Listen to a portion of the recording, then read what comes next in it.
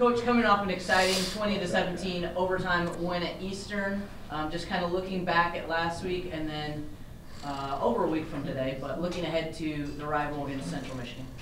I was proud of the way our guys played hard, and went back and forth with a good team. We knew defensively that they were one of the best defenses in the league, and what was going to happen. We're going to have to wear them down a little bit before we got a run game going.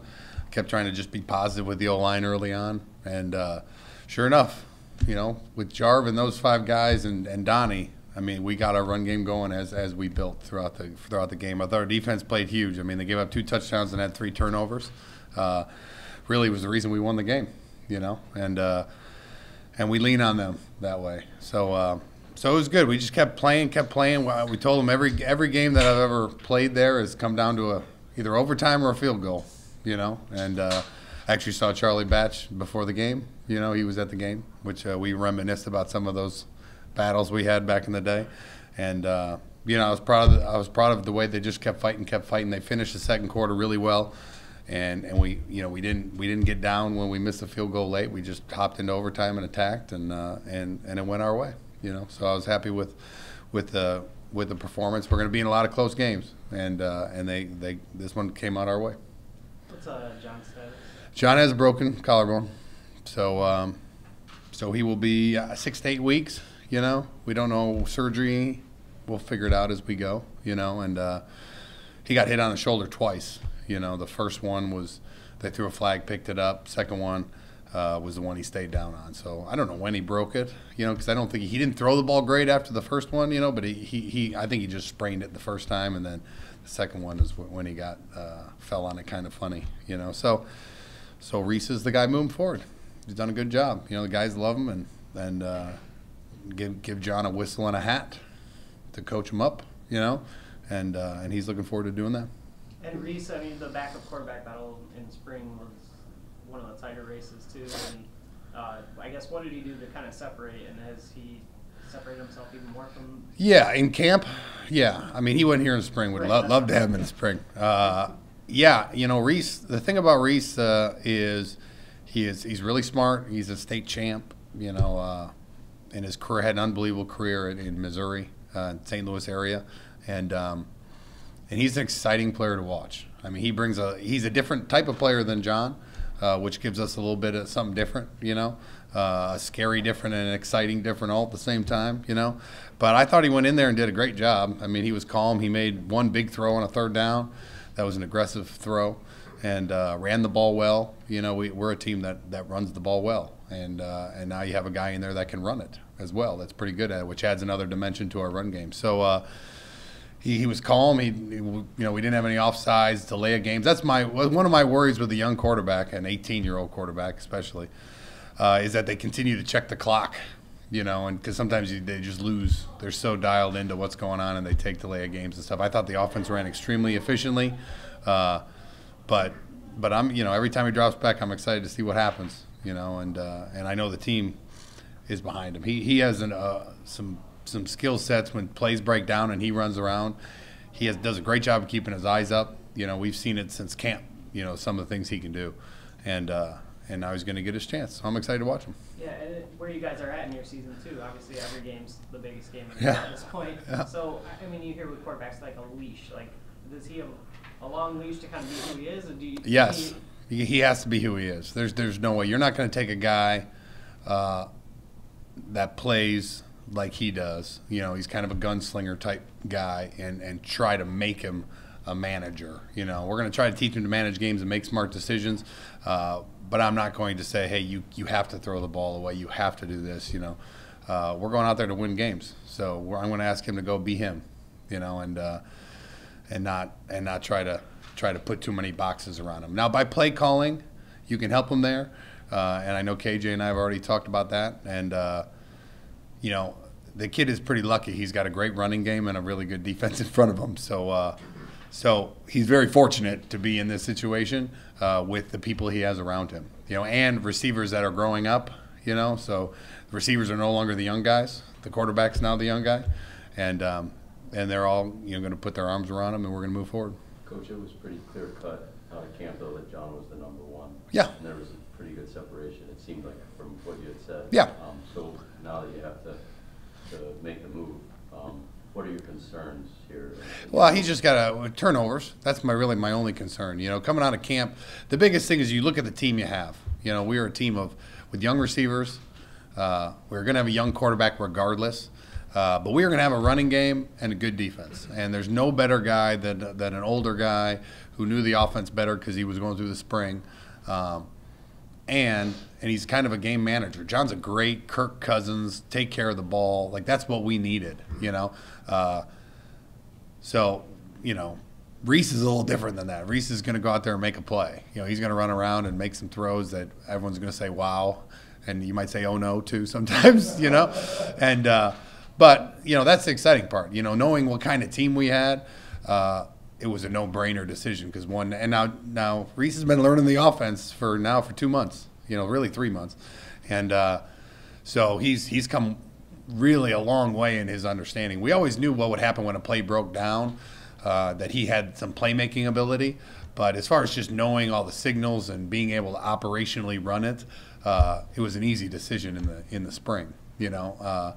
After fall camp. But they're definitely different, but it's not. I don't think it's a huge difference. I mean, they're just different type of guys. And going down the stretch run with 4 games left that we got to win, you know, we're gonna go swinging. I'm gonna let him play, and we're gonna go at it and be aggressive and let him be him, you know. And it should be fun to watch. You've had a heck of a 3 weeks here. I mean, Whew. overtime. And then you're starting quarterback is done. I mean, how do you? What's the message to the team after this? You know, just to keep going. You know what I mean? I mean, that's really the truth of the matter is when you're living in the moment of what can we do today to get better. When you keep getting curveballs. I mean, the greatest picture of the season, in my opinion, will be from my hotel room the night before USC, and I'll show you the picture of the wildfire that looked like it was 5 feet from our front door. I've never seen a wildfire like that, and it was right outside our window. And we've seen a little bit of everything this year, from the heat from that day, and it's a resilient group, you know, and they're starting to understand. I'm trying, you know, what this team is like and how we have to play games, and that's going to change a little bit with a different quarterback, you know. But I think we're starting to get more consistent. I think our defense for a couple weeks now has been consistent. You know what I mean? And I think they're starting to get in, you know, come into their own of understanding. They gave up 2 touchdowns against a good offense and got the ball back for us 3 times, and critical situations they did too. And they made the big stop at the end, you know. So you know that they're really coming into their own, which helps us. Our special teams can. I mean, Derek Mitchell, wow. I mean, the guy can just put the ball. I know the stat line says inside the 20. He needs one that says inside the 10 because I think 5 of the 6 were inside the 10. You know.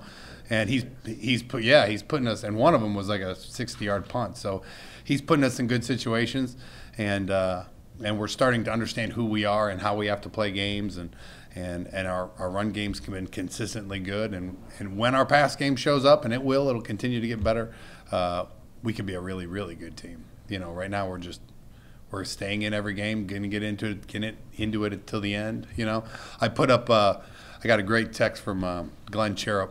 Glenn Cherub played on our 1966 MAC championship team, which is a legendary team around here. You know, the first one, they're MAC champs, you know. And he sent me the scores of like 7 of their games. It was 14-13, 11-12, you know, and how I think it was 5 games that they won by 3 or less points, you know. And I showed it to our players. And just saying, this is how championship runs happen. Now you've heard about the 66 team, but you've never seen the scores of these games. And I remember, I know with the 88, Creek told me the story. At Eastern, it was 1 play from the 4 for the game. You know, Eastern had the ball against our 88 team, all or nothing, and we stopped them and won that game. And even when we won the MAC West in '99, we won in overtime at Eastern. We kicked a field goal in the last second to beat Northern. You know, so we got to win close games, and our guys are getting comfortable in those games and comfortable in those situations, and that can help us down this Final Four. Hey, oh, by the way, Central next. Yeah, by the way. That's going on. You know, what's this game like from your angle? You know, it's the rivalry game's always fun. You know, and you know they're extremely explosive. You know, the one thing I I was excited and worried about all at the same time. When you play a team like Central's, they're transitioning to more of a spread offense, and having seen that done for years and years, that can take time. You know what I mean? And if they show up and their spread offense is clicking like a Texas Tech or a Baylor, I mean, they can score 90. You know, but it doesn't just happen overnight. You know, until you recruit to it. And man, they're every single week. I watch the film, and unfortunately, they're looking better and better. You know, they're starting to get there. You know, last week they scored 59, I think it was. So they're getting more and more explosive on offense, and so we're getting them when they're at their best. They're getting healthy. They got a lot of guys hurt early, and now they're coming back. So it's going to be a challenge against a spread offense that's capable of coming back. Even when you get 14 up, you're not up. You know. And they're solid on defense. Their tight end is a special dude now. He's a special player. And and then you throw on top of it that it's our rival. It's a rivalry game, you know. And technically between the Michigan Mac Trophy and the Cannon, we're playing for both, you know. And so it's gonna be a great atmosphere, you know, and it'll be exciting. To have this where the schedule changes now and you go to the Wednesdays, you get an extra day or two, I guess, to prepare. I mean, 10-day bye week. Does it come at a good time? Yeah, it always comes at a game. I mean, we've gone eight straight. You know, that's hard. You know, eight weeks in a row, boom, boom, boom, boom, boom. You know, we've lost a lot of guys. That's part of the deal, you know. And but our guys keep fighting. You know, I stood in front of them and I said, I think we're the deepest team in this league, and that helps us. You know, we're down. You know, we don't know about Ginwright yet. We're reading the MRI, I think, today, but it doesn't look great, you know. So if he's down, we're down we're down our 2 starting safeties, you know, which is tough, you know, but I like our other guys. I mean, we're really deep there, you know, so we're lucky enough to have a deep team that can make a push late even with injuries, you know. And but this break will be good for a couple. I think Eskridge this break will be great for. Sua's coming back off an injury. It'll be good for. A lot of guys playing banged up. Dre Turner is a tough dude now. He's been playing and playing and playing, and a 10-day break for him will be really good to get him fresh again, you know. And so yeah, anytime you can get a break. Obviously, I would like it after about 4 or 5 games, you know, but at least it's here. You know, and it's going to give our guys, the guys that are just banged up, a chance to really feel healthy. Coach, you mentioned Charlie Batch earlier. Robert Sanford was at the game. It was awesome. Yeah, and you know Robert real well. Yes. Can you talk about the interaction that he had with Jarvion? You know, Jarvion's obviously broken some records. Yes, it was a special day. Yeah, it sounds like it was pretty cool. You know, and I didn't know what it would mean to Robert. You know, obviously I know Robert well, but when he was here for homecoming, and he said, just like all alumni said, he said, "Can you give me some gear?" That's how they lead it off, right? So they lead off with, "Can you give me some gear?" And I said, "Sure. Yeah, I need your address." He's like, "Oh, I'm going to be there next week." I'm like, "You're going to be there next week?" And he's like, "Jarvis breaking my record next week. I want to see it. You know, I'm going to fly in from Miami. I'm going to fly home and then fly back," which said a ton to me about what that record means to him. I mean, 4,200 yards rushing at a Division I college football field is amazing over 4 years, you know. So it was awesome. So I got him on the sideline. I wanted him to be there with the team and watch it go down, and it was fun because they talked a little bit before the game, after the game in the locker room. I mean, we all sang the fight song together and presented a game ball to Robert. You know, just saying, you know, he flew here because, you know, this is a special day. I mean, that record and then the Corey Davis touchdown record that Jarvion set. Jarvion could care less about those records. He just wants to win games, you know. I think he'll look back like I did after I graduated, or Robert did probably after he graduated, and be really proud of what they accomplished. But I don't think Jarv really appreciates it yet, which he shouldn't. He just wants to win with his team. I was the same way, you know, and then you get done playing, you separate yourself from the game a little bit, and you look back and you take a lot more pride in what you did. But just by Robert being there and them having a chance to talk and sing the fight song together, and we took a bunch of pictures with them, the two together. It was a special day. Jamari dropped a couple inches there, characteristic for him. How's he doing? That was just an anomaly, I think. I hope so. You know, I mean, he's not a guy who fumbles a lot, you know. And now this team was the best team we faced as far as getting it out. You know, yeah, we saw that on film. We knew. I mean, there was a ton of play against, I think it was Ohio, where they hit a long run and end up stripping it and going. Like, there's a bunch of those on film, so we knew what we were getting ourselves into. unfortunately, he put 2 on the ground. He kept his head up. I kept putting my arm around him. He's such a mature kid that he hurts. The best kind of players you can have are the ones that hurt so hard inside that there's nothing I can say other than try to put my arm around them because it crushes them inside. That's when you know you have a good team. When you don't have to make them feel bad, they feel bad already. You know what I mean? There were times if I screwed up, coach could not say anything. I felt so terrible that it was done. I felt horrible. I just needed to get myself out of a funk, So, and that's the kind of guy he is. So he's still going to get the ball. He's going to work on it, and we're going to work. We work on it every day. So we're going to continue to work on it. And I know he was a lot happier because we found a way to win. Because a couple of those put us in some tough spots. Our defense kept answering the call, but he'll be okay. Hey, Coach, let's go back to the missed field goal. Josh Grant is struggling this year. Is this starting to concern you? And if so, what's your plan moving forward? No, Josh is our guy. Bottom line, that we don't have. He's well ahead of the other guys we have. As far as having the distance to kick it from 45, 50 yards. He missed. He pushed the one right, but then he made the one that he ended up kicking the winning field goal. So he's missed a couple. And that's going to happen. It's hard, but I'm one of those. I've seen his legs so much. I'm not afraid to put him out there for 48, 45. I don't give him any. We don't give him any bunnies. We're going to keep calling his number. The guys have all the faith in the world in him, and he's maturing. And as he matures, he relaxes more, and his swings are better. And he's on it. He works harder than any human being you could ever imagine.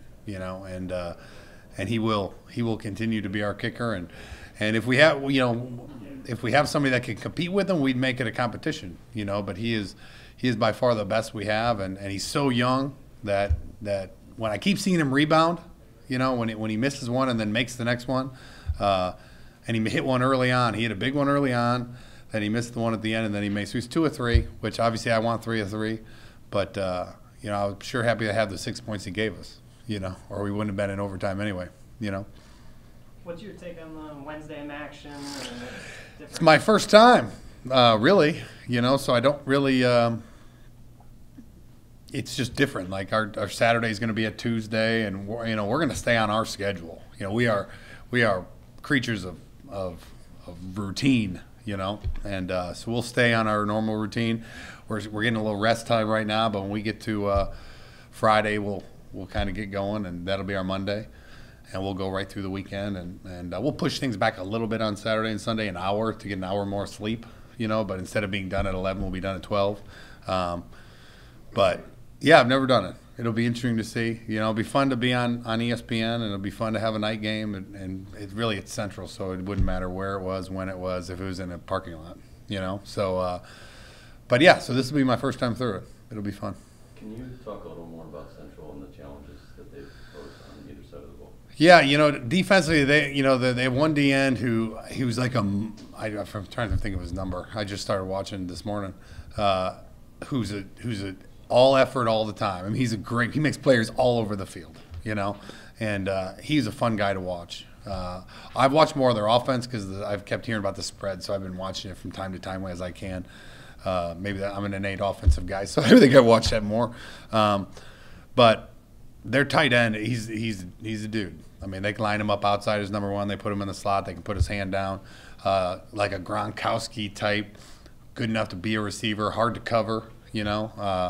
Luckily, I think our corners are pretty good. And then you have questions when they put him outside as number one. Do you want to put your corner on him, or do you want to flip it? The problem is if you flip it, now you put your corner technically playing linebacker, and now he's got to go run fit, which is a whole other ball game, So the spread causes all kinds of spacing issues, and that's where, we have to be ready for that, and we're putting the plan together. I have all our coaches are out on the road recruiting right now, other than our coordinators. So our coordinators right now are in 2 dark rooms watching. Right before I got to come here, we were up on the whiteboard talking about how can we do this, move this, and just try to continue to help our outside linebackers in a spread game. And then defensively, I think they're solid. Our biggest thing is we have to establish the run.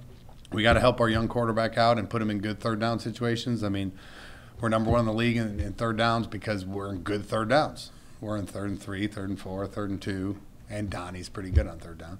But we're not in a bunch of 3rd and 12s, and we're not in a bunch of 3rd and 15s, and that's why offensively we're able to do that, you know. And so I think that's going to be the key. Less about what they do. I think their corners are really good, so you know, it's going to be hard to get open on them, you know. And really, I think a big part of this game is just going to be filtering through the excitement. You know, it's a rivalry game. There'll be a bunch of emotion early on going both ways, and we call it you got to weather the storm, you know, and get through that and settle down and get to playing, and that's always a big part of a rivalry game. And I thought we did that pretty good last week. You know, kind of went back and forth. No one decided they wanted to play early, and then we got up 3, and then it was 7, and it just kind of slowly built as the game went. And we didn't take it, but we didn't let them take it early on, and that's something that's always big in a rivalry game. I can remember playing at home, and shoot, I don't know what year it was, but I remember getting down 21-0 at home to Central. Like, they jumped on us. Maybe it was 14-0. Felt like 50-0, and we came back and won once everything calmed down and we played. But they handled the emotion early on of a Central Western game better than we did on that year, whatever year it was. So, you know, we're going to talk a lot about that when we get them back, just to make sure that they're mentally ready for what it's going to be like on that field against your rival. Coach, Central Michigan has a Pennsylvania Joe Osman, who's coming up a 4-sack day. That's him, yeah. What number? 20. You know, I'm not sure. Is it 95? Yeah, that's him. He's fun to watch. Yeah, you guys faced another tough guy, Anthony Winbush, for Ball State. You took care of business there. What's the defensive or the offensive line's mindset going into a matchup against? Well, they'll be excited. You know, I haven't watched enough to know if he's on the right, on the left. Like Winbush, we knew where he was. You know, where we haven't with the 10-day break, we haven't got to that yet to figure out. I'm sure Coach Johns knows where it is. He's not here, but.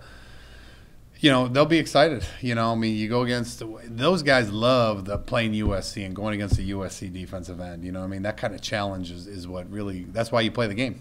You know, so anytime they have a guy that's coming off a day like that with sacks is I don't know if it'll be Novo or if it'll be Chooks, you know, but we'll know where he's at. We'll be excited to make sure that, you know, we get an extra body there. A lot of times you don't have to totally change protection. You just need to tell your running back to chip on his way out. So in the middle of trying to beat a guy, they're getting a shoulder pad in the ribs to slow him up a little bit, you know.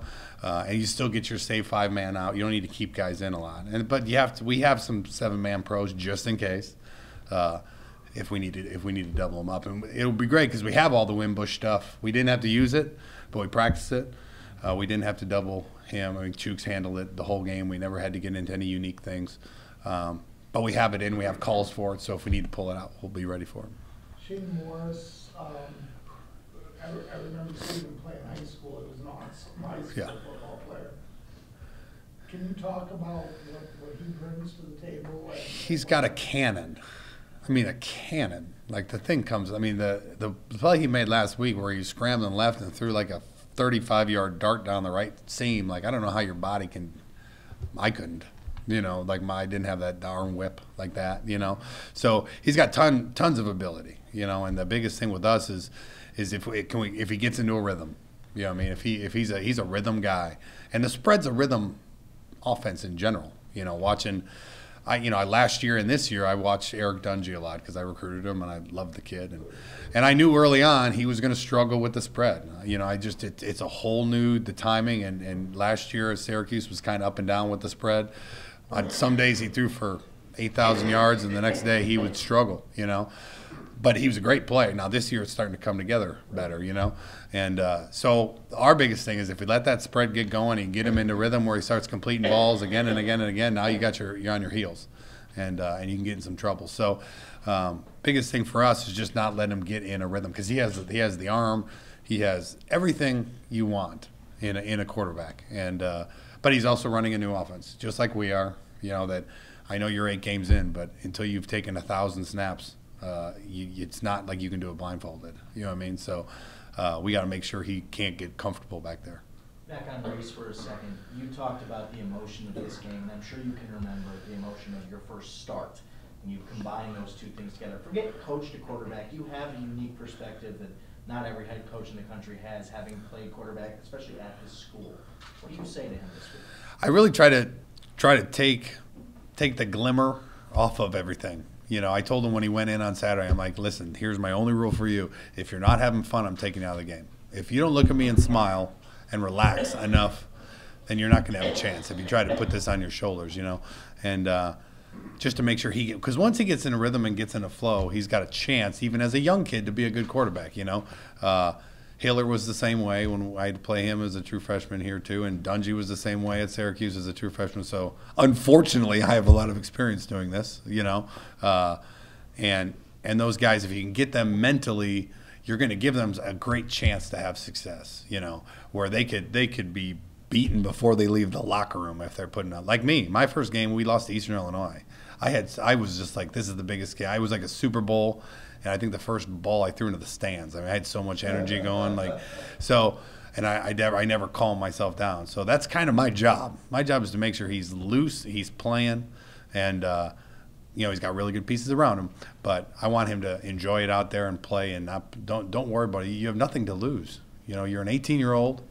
Here's your first college start, and go out there and play. Have fun. You know, that's the only way you're going to make a difference in the game.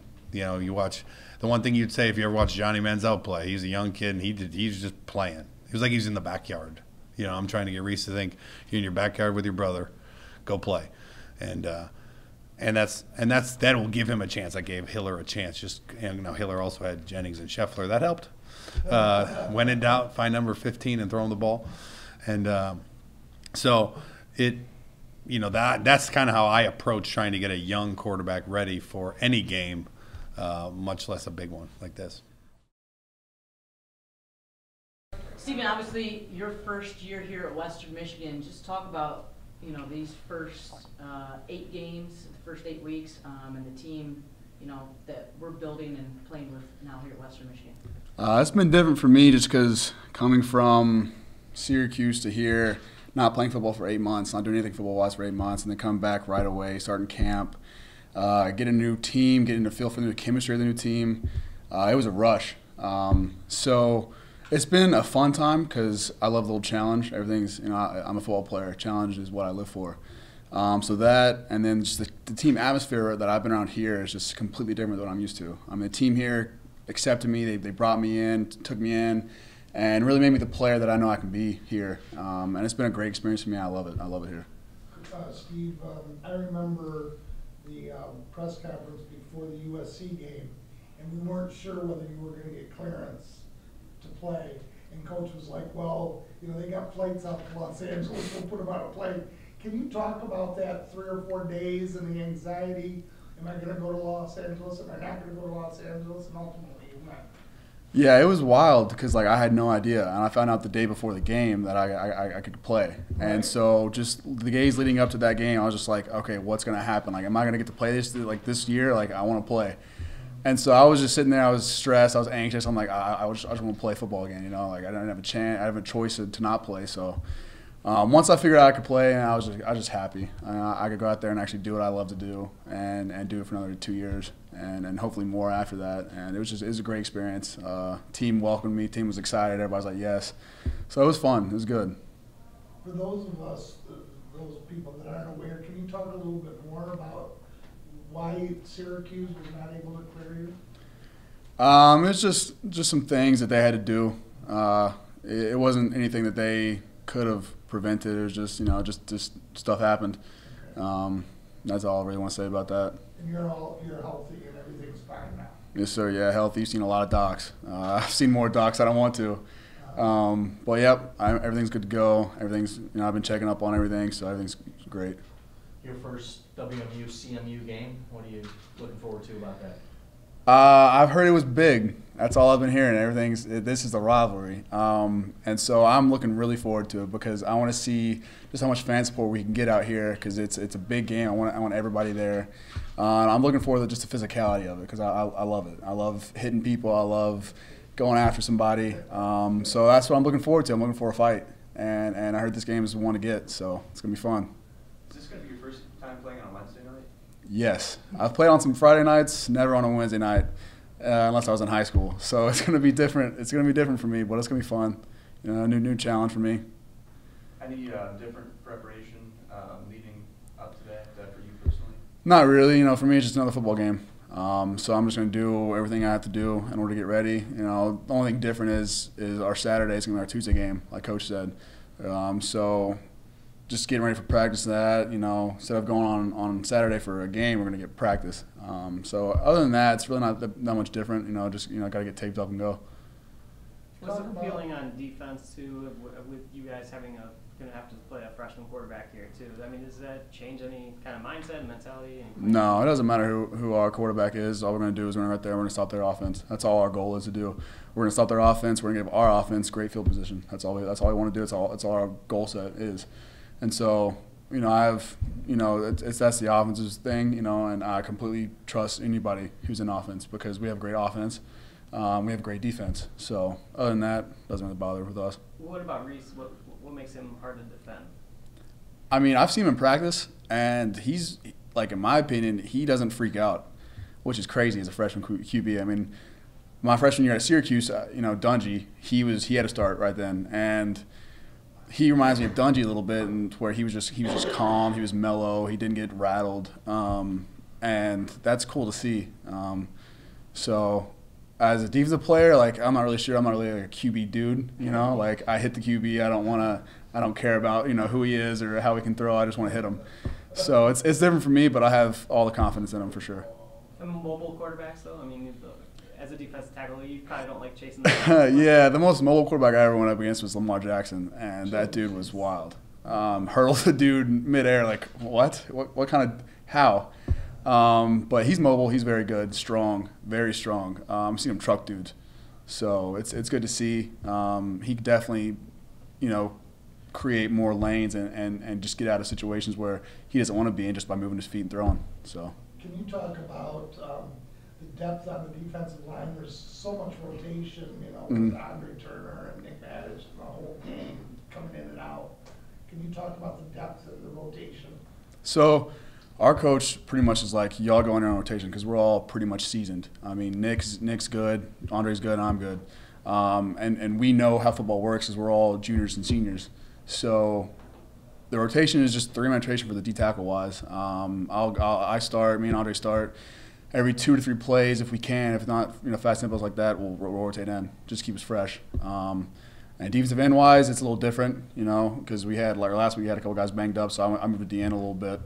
So it's just like pretty much whenever you see a dude tire, whenever a dude wants to come out or is injured, we rotate him out every 2-3 plays at the most. You know, sometimes it's 4 or 5, just depending on if it's fast tempo or if we just can't sub in or stuff like that. So it's just different. The defense has given up some yards this year, but it seems like the story for the season so far has been, you know, opportunistic turnovers and red zone stops. Could you talk about what the mentality is once the other team crosses the 20-yard line? I mean, for me, it's just like, hey, it's just another play. So that they get a big play, like, all right, we're going to go out there and play again. And when they get in the red zone, it's like they're not scoring. Like, they can try to kick a field goal, but they're not going to get a touchdown. And that's the whole defense as a whole. Like, all right, no more yards. They're not going to score. They're not going to get anything on us. And so that's how we go. We just go in there and we just play football. You know, we do our job, and if we do our job correctly, nobody's going to score on us. With the spread offense that Central runs, it's important to get a push up the front. There's been some problems with that in some of the games. Have you talked at all about schemes for this game and how you're going to be able to get pressure on the quarterback? Not yet. I mean, most of our coaches are gone for recruiting. For me, I played against spread offense all last year in practicing against Syracuse offense. So I know a little bit, you know, just a lot of games that we can run, stuff like that. I'm not sure what our game plan is going to be, but push is probably the most important, just to get the QB out of rhythm and to where he doesn't feel comfortable throwing the ball or throwing the ball in the pocket and has to run. So if we can do that, which I think we can, then his arm shouldn't be a factor, you know. So.